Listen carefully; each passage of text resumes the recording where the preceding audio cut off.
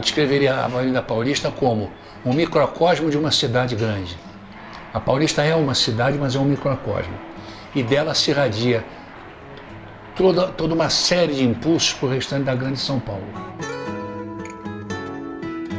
E eu lembro que a primeira vez que eu pisei aqui foi com um amigo que me convidou para vir dar uma volta em São Paulo e conhecer São Paulo. E eu lembro que ele fez um caminho que entrou pelo Paraíso. Na hora que ele adentrou na Avenida Paulista, eu fiquei assim, impactado. Falei, nossa, só que tem uma dimensão diferente, né? Porque a avenida ela foi feita dentro da mata nativa. Foi uma picada aberta, depois eles foram abrindo, eles falaram, bom, vamos aos moldes parisienses, nós vamos manter uma parte de um terreno com a mata nativa, que é o Trianon. Do lado de lá você tem um belvedere, porque uma das grandes coisas da Paulista é que você tinha visão lá da Cantareira. Né, você conseguia ver, e os casarões, a maioria tinha um minarete em cima para você poder ver a cidade dos dois lados. Era uma das coisas super chiques da Paulista, era isso, você poder ver. Primeiro eles abriram bem a avenida, aí depois chamaram o governo, falou, olha, por favor tragam esses benefícios para cá. Só assim que as pessoas resolveram morar aqui, porque era muito longe, ela era perto de um dos marcos de final de cidade. Então aí eles conceberam, eles tinham que fazer uma coisa muito europeia para conseguir trazer as pessoas que eles queriam. Então tinha que ter essa infraestrutura, os lotes tinham que ser grandes, porque era uma elite que tinha que morar aqui.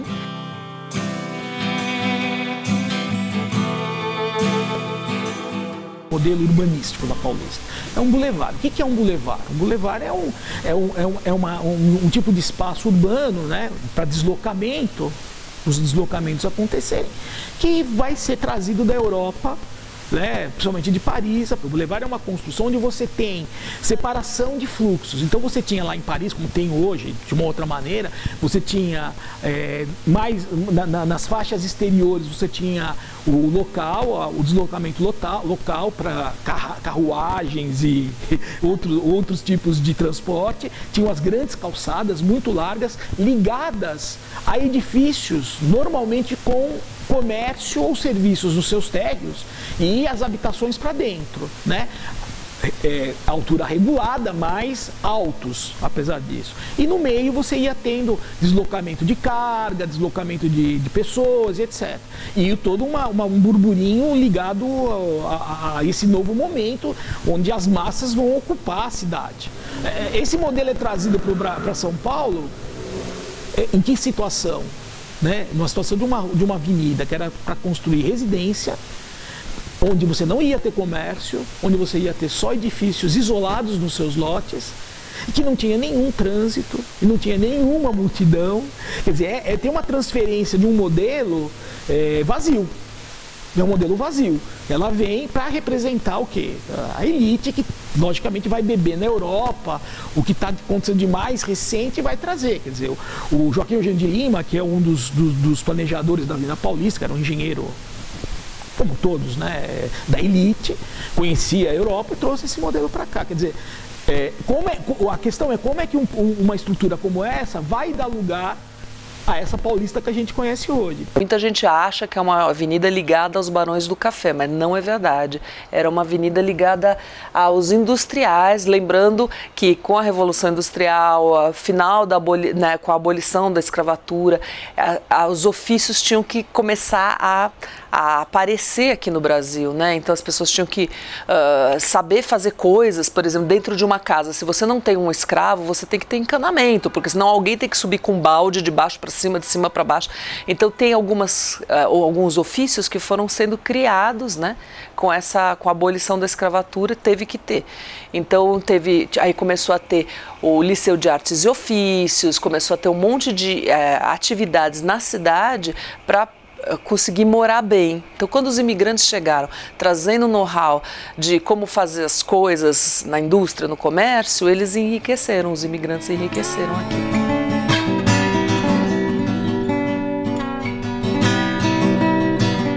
Paulista, Higienópolis, Campos Elíseos vão ser os espaços de representação da elite no espaço, né?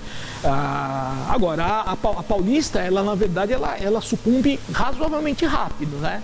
Quer dizer, entre o final do século XIX, quando ela é fundada, até mais ou menos os anos 30, ela já está entrando em decadência, do ponto de vista dos seus moradores. A elite já não está mais se interessando, ela está começando a descer já a encosta rumo ao Rio Pinheiros, né?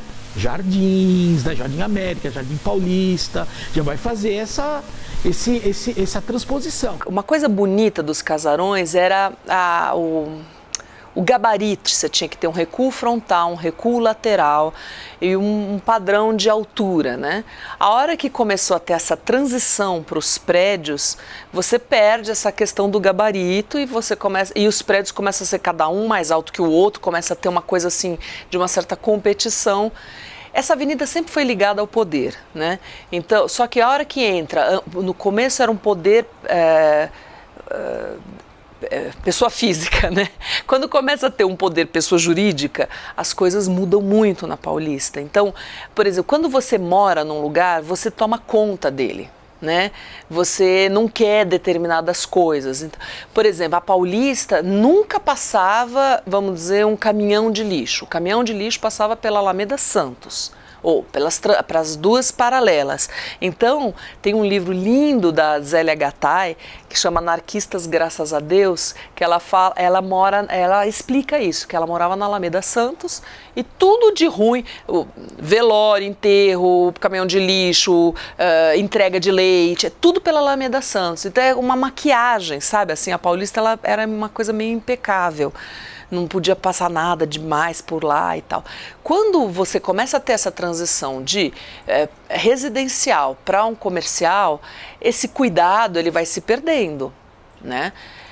Nessa transição. Então a primeira coisa que eu acho que perdeu foi o alargamento da Paulista, ou todas as casas perderam o jardim frontal, que era obrigatório os 10 metros. Então eles puderam alargar 10 metros, quase 10 metros de cada lado, sem prejuízo das construções. E aí que acontece, por exemplo, a pessoa que tem um jardim, de repente ela não tem mais, a casa fica decepada e a pessoa acaba saindo de lá, ela não quer mais morar lá. Aí começa a ter ônibus, começa a ter esse ambiente mais comercial. E aí eles realmente perdeu. E uma coisa, assim, em termos, vamos dizer, de urbanismo, da rua, né, do tipo de via e tudo. Antigamente a calçada da Paulista era em pedra portuguesa, foi um projeto antigo, mas ele trazia vários problemas, principalmente para as moças que andavam de salto alto. Vimos muito sapato aí, muito salto ser quebrado aí. Então o calçadão liso foi uma mudança muito boa para Paulista. Você tinha ali onde hoje é o MASP, embaixo você tinha um belvedere grande, que fazia parte do Trianon, você tinha salões de bailes, você tinha uma coisa super legal lá, que era a escola da Madame Poças Leitão, que era um lugar que todas as pessoas de elite iam para aprender a dança de salão, porque era uma coisa super importante você saber dançar, e ela fazia aula de etiqueta, e as pessoas iam nos bailes, tinha baile de carnaval lá e tudo. E também a avenida ela era usada para curso de carnaval, né? Eles iam todos de um lado com os carros e voltavam as pessoas naqueles carros abertos e tudo. Você tinha corrida de carro na Paulista, você tinha um monte de coisas usadas pela elite e as pessoas vinham para Paulista, não é de hoje que as pessoas vêm para Paulista para ver coisas, né? Eu acho que a importância do MASP vai para além, né, dessa questão de ser um museu. Habilmente, né, a arquiteta Alina Bobardi, quando faz o projeto, ela reconhece algumas questões lá que vão depois possibilitar que o MASP desempenhe um papel central na forma como a Paulista é ocupada pela população, né? Então você tem fotos clássicas da Paulista ocupadas por 3 tipos de quantidade de pessoas. Pouca gente, pessoas usando o vão do MASP como área de exposição e para grandes reuniões cívicas ou para grandes manifestações. Quer dizer, dá a dimensão da importância de uma avenida, né, que deveria possibilitar as diferentes formas de expressão do homem, da sua população, da sua sociedade no espaço público. Quer dizer, desde as suas atividades mais cotidianas até as atividades mais coletivas e de expressão de sociedade. Tem muita coisa interessante que acontece aqui, né? Seja de movimentos de esquerda ou movimentos de direita, contra o sistema ou a favor do sistema. Mas eu vi uma coisa muito interessante um dia, que foi um movimento do candomblé, que eu nunca imaginei. Por exemplo, você quando vem para São Paulo, no Nordeste é muito comum você ver coisas relacionadas ao candomblé, porque a concentração de negros lá é maior e tudo mais.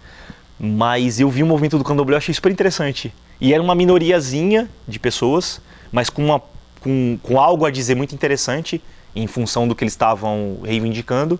E eles vieram caminhando do MASP e eu vi, de repente, uma das manifestações menores em termos de tamanho, mas com muita informação interessante a reivindicar. É muita diversidade. Eu acho que a Paulista, hoje, ela me representa isso, né? Ela me representa essa quantidade de pessoas muito diferentes. A identidade da Paulista é a mistura de pessoas que nela convivem. Então a Paulista, eu acho que é a avenida mais democrática que a gente tem, talvez na América, porque nem as avenidas de Nova York são tão democráticas quanto a Paulista. O quanto é heterogênea essa mistura de gente e quanto isso pode ser harmônico, que é o que acontece aqui. Você vê uma mistura de gente completamente das escalas sociais mais altas e mais baixas, e essas coisas convivem. E elas interagem, assim. Aí tem o skatista, o cara de bicicleta, o executivo, o mendigo. Isso acho que é o ponto alto da vida. A identidade dela é justamente não ter identidade.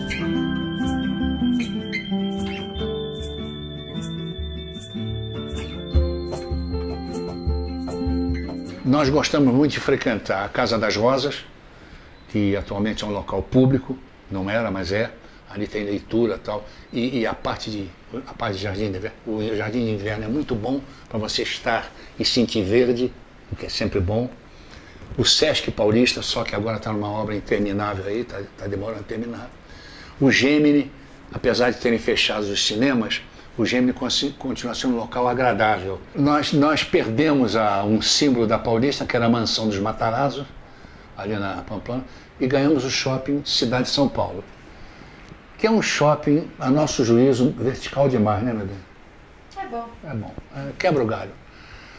O shopping paulista, que é uma continuação aqui já na Praça Oswaldo Cruz, Bernardino de Campos, apesar de menor, talvez pela vivência de mais tempo, nós estamos mais acostumados com ele.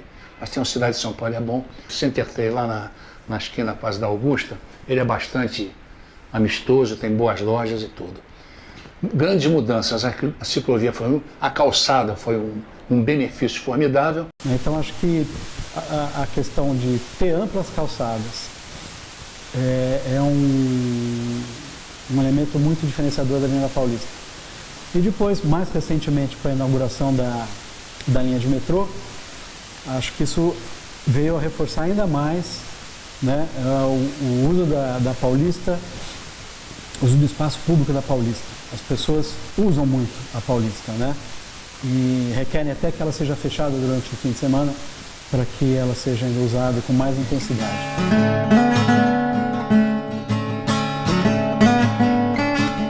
Não imagino nada mais do que a Paulista, como ela é, com tudo que ela tem, recuperação de algumas coisinhas que ela já teve, mas principalmente que nós soubéssemos respeitar a cidade, não é só a Paulista, a cidade toda. Cinema, os melhores cinemas estão aqui, a passos de distância. Restaurantes também não sinto falta. A livraria mais importante do país está aqui do lado, basta atravessar a rua.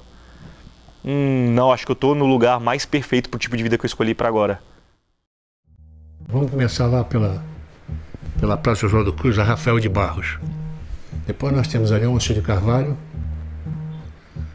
Depois nós temos a Maria Deuzebra, a Rua do Bezerro, esqueci. Depois vem para cá a Manuel da Nóbrega, a Brigadeiro, a Joaquim Angel de Lima, a Campinas, a Pamplona. Depois vem as duas do Parque Trianon, a Casa Branca e a Deuzebra também. Depois a Ministro Rocha Azevedo. Depois a Padre João Manuel. Depois a Augusta. E depois o final da Paulista lá no canto. Deve ter escorregado alguma, né?